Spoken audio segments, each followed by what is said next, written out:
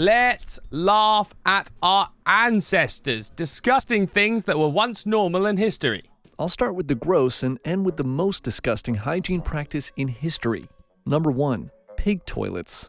While this one may sound like something cute out of a cartoon, in reality, pig toilets were a nasty invention that originated in ancient China as a way to manage and recycle human waste. A pig toilet was a combination of a human toilet and pigsty. The basic model was as follows. Did the human stuff get put into the pig bit so the pigs would eat the... Okay. An outhouse would be mounted on top of a pigsty with a tube or a chute connecting the two. As humans used the toilet, their waste would be directed down into the pigsty, where the pigs would then consume the feces as part of their usual diet. Delicious. The digestive system of pigs allowed them to further break down the waste, and then the waste of the pigs was able to be used as fertilizer. Other food was thrown into the sty as well. A balanced diet is essential after all, and pig toilets did prove to be effective in what they aimed to accomplish. Do you know what? It's revolting, but I kind of respect the ingenuity. They found something that they went, our poop's not that good. We need a way of refining this poop. And then they discovered a being that is more than happy to eat said poop, and when it comes back out the other end, it's actually quite good for growing stuff. You know what? It's gross, but I respect this one, so I'm not heaving at it. They did, however, have their fair share of drawbacks. There are the obvious ones, such as the horrific odor and the question of animal welfare. And then there are questions as to how effective the system could really be. If all of the human waste wasn't consumed, it could eventually contaminate groundwater and the surrounding environment. There was also the possibility... Well, just don't build it over, like, a groundwater reservoir, whatever the hell they would call... Well, that seems fairly easy. Just don't do it there. Why is she dying squeezing one out? How big is the poo that lady is doing on that toilet? She's dead. She's looking up and down at the same time. I've never had a poo that big. Of disease getting spread, as both the pigs and the humans using the pig toilets would constantly be in close proximity to the other's waste. There's even the possibility of parasitic infections causing a never-ending chain. Imagine a human picks up a parasite. They use the pig toilet, and the pig ingests human waste infected with the parasite. The pig is later killed and eaten, and the parasite goes either back to the original host or onto a new one.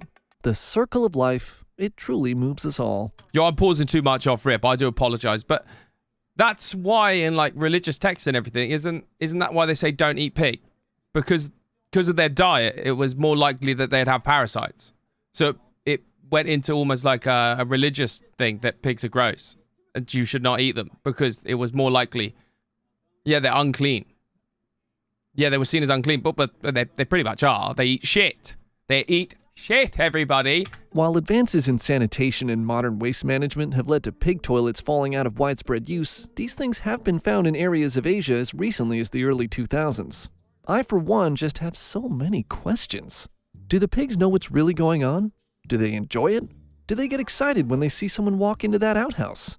Anyways, I'm already grossed out, and this list is just getting started. Number 2, wigs. We got some poo. Now, most people know that wig wearing was extremely common in the olden days, particularly in the 17th and 18th centuries in Europe.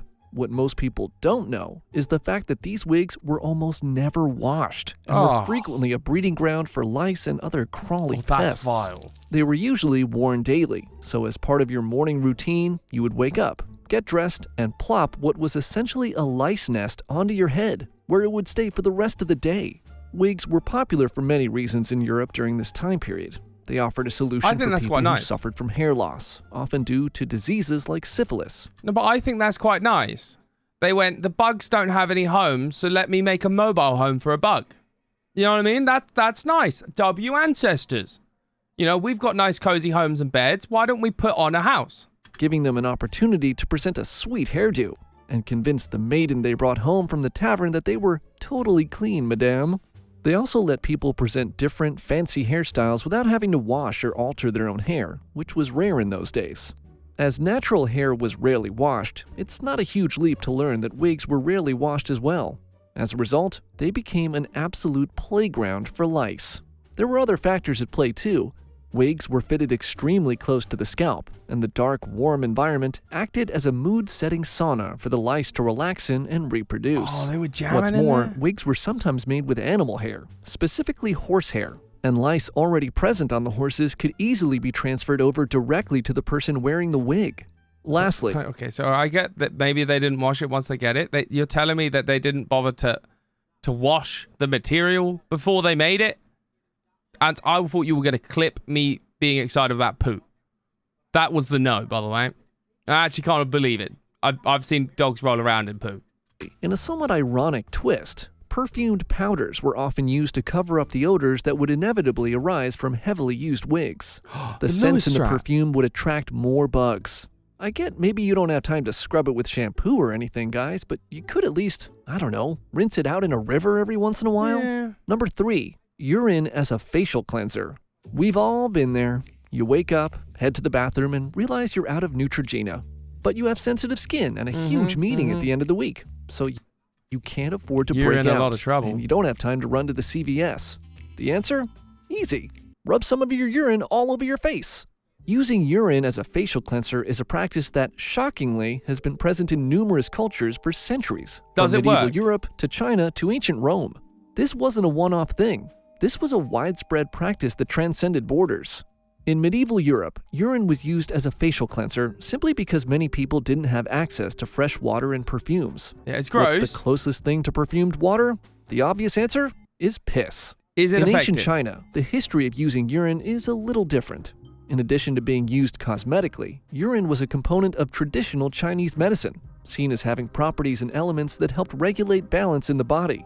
The Romans believed that the ammonia content in urine acted as a cleansing agent, so they used their own urine to clean not only their face, but also their clothes and even their floors. I mean, it's pretty hilarious to imagine a Roman going about their daily chores. They wake up, relieve themselves into their hands, rub the urine on their face, toss a load into the laundry machine, take a Morning Glory actually made it so easy for men. It made women crazy back then because you wouldn't even have to put it on your hands. Just lean back. It was great. leak in there, and then as a cherry on top, just unload one more time all over the kitchen floor. I just hope they were keeping hydrated. The craziest part? While common people usually use their own urine for these purposes, the wealthy elite use the urine from common urinals. Rubbing your own urine on your face is one thing, but the urine of a stranger? Nah, count me out. The Wait, so the human rich body people is an didn't use their amazing own? thing, and as a part of all of its functions, it creates waste. At what point did we decide that using our waste as soap helped keep us clean? I just wish I was in the room when Fight people fire were with having these fire. discussions. Next thing you know, we'll be gargling our urine as mouthwash. You don't? Number 4, urine as mouthwash. Oh, I okay, guess I right. spoke too soon. Yeah, you did speak. Turns too out soon. urine was used as more than just a cleaner. There's evidence of not only our old pals, the ancient Romans and Chinese, using urine as a way to clean the mouth, Do but not also the French do as during the the Romans 18th do. century, and even some ancient Indian in cultures. this case. The idea was that since urine was widely believed to be sterile and antiseptic, a myth that has since been disproven by scientific studies, it would not only kill germs and bacteria in the mouth, but the ammonia and other compounds would whiten teeth as well. So when those wealthy Roman elites went to the public urinals to scoop out buckets of urine for their cleaning cupboard, they snuck an extra bottle into their bathroom to rinse with before bed. As you The do. Roman philosopher Seneca was a known proponent of this. Oh, he looks healthy. Yeah. Yeah. Even in statue form, I can tell. I can tell that this is a man that I wouldn't take health advice from. Like someone I know in real life. Seneca, the speaker of such deep truths as, we suffer more than in imagination than in reality. But let's not forget the lesser known but equally powerful saying, I love to gargle my own piss. The ancient Chinese and Indians at least had the decency to add herbs and other substances into the mix to improve the experience. But the Romans and the Europeans usually decided to take it straight with no chaser. If you're gonna do it, do it right, I guess. Yeah, you get It's it also down here. important to note that across all cultures, human urine was Piss not always shots, the go-to. piss shots. In ancient Indian medicine, they opted for cow urine on account of the religious and cultural significance of cows in Hinduism. To most Hindus, especially those in ancient times, the cow is seen as a sacred animal. Keep it and its hooving. various byproducts, Keep it not hooving. only urine but also dung, have long been used in medicinal, religious, I don't and wanna do it. agricultural practices. In some areas of India, the use of cow urine as a mouthwash is still common today. Number 5. Mouse brain toothpaste. Seriously, man, what's with What? these Romans? Apparently, the Romans in general were That very can't be very particular nice. about their dental care, and they crafted toothpaste from a variety of different materials and substances. Among some of the ingredients they used were charcoal and ash, crushed up oyster shells and bones, and different flavorings like mint, honey, and myrrh. And let's not forget the old standby, human urine. Okay, seriously, with all the stuff the Romans used urine for, you have to wonder if there was just one super pervert who was out there spreading all of this misinformation. But let's not get Yeah, there is just like one dude that has a pee fetish.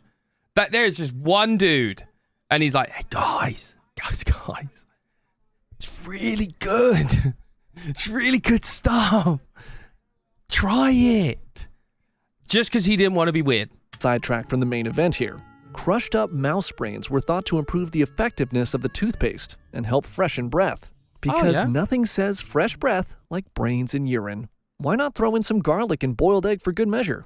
The brains, along with whatever other delightful ingredients these twisted people decided to use, would be ground up into a fine powder and then combined with some sort of binder, often honey, to form into a paste. The thing is, as crazy and disgusting as all of this seems, the Romans actually had pretty great teeth compared to other people during this period of time. As one can probably imagine, bad breath, toothaches, and cavities were widespread issues in ancient times. I'm gonna remove myself from the teeth discussion. We know what country I am from. When not many people had the means or the wherewithal to properly clean their teeth. So while the actual ingredients that the Romans used are pretty gnarly on paper, there's evidence that their dental hygiene practices were very effective. When human skeletons were excavated from the ruins of Pompeii and Herculaneum, only 1/3 of the remains showed missing teeth, and very few had any evidence of cavities. I'm not saying I'm going to try it myself anytime soon, but it seems like maybe the Romans were actually onto something with this one. Maybe. They cooked a little bit on everything else. It is what it is. Number 6. Crocodile dung contraceptive. No. You're getting home from a night at Club Pyramid, and you've picked up one of the hottest girls you've ever seen. You bring her back to your place, and she asks if you have a condom.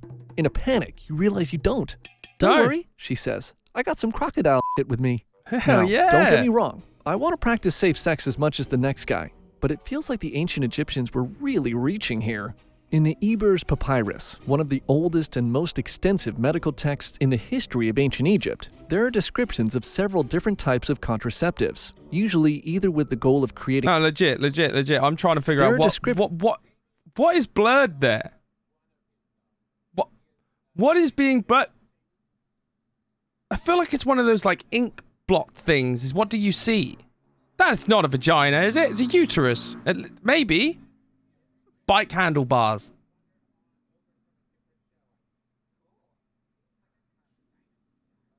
It's not a vagina though, is it, Tom? of It's the whole full Monty. several different types of contraceptives, usually either with the goal of creating a barrier between the sperm and the uterus, or making the uterus an inhospitable environment for sperm in the Okay, was I really that far off with the bike handles, Tom? Look, there's a cog in here. Look, that's on the wheels. Who was further off?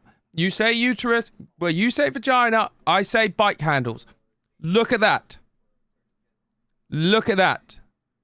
first place.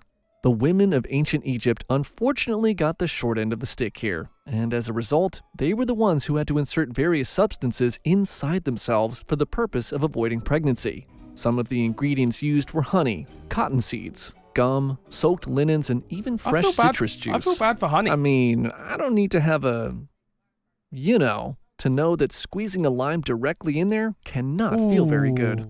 Undoubtedly the least hygienic and most unpleasant sounding of all the contraceptives mentioned in the Ebers Papyrus is the use of crocodile dung.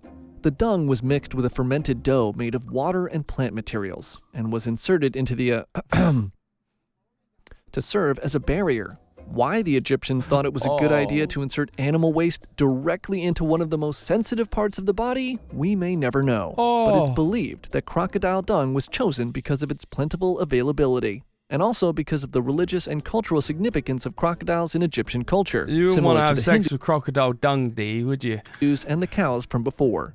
Perhaps even more confusing than the use of the dung is its combination with fermented dough. What's all that about?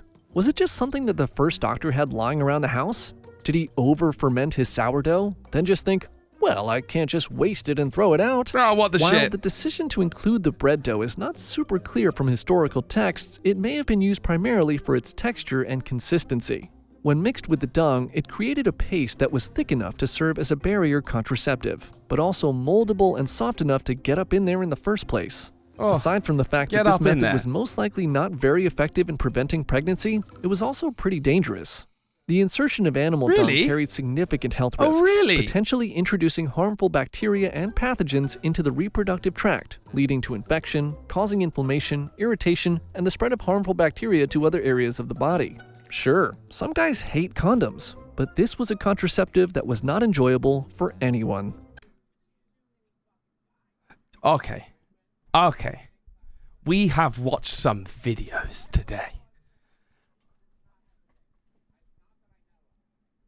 I don't know how to add to that. What do you think the worst one was? There was a lot of pee stuff. Poor pigs and poor pee. Weirdly enough, I think in Roman times, I think I'd rather be poor. The rich ones actually drank the poor people's pee. Alas. Well, I know I'm not complaining about condoms again, and I will apologize for the sheer amount of puns. Don't know what happened there. It will definitely happen again. But you take care. I'll see you in the next one.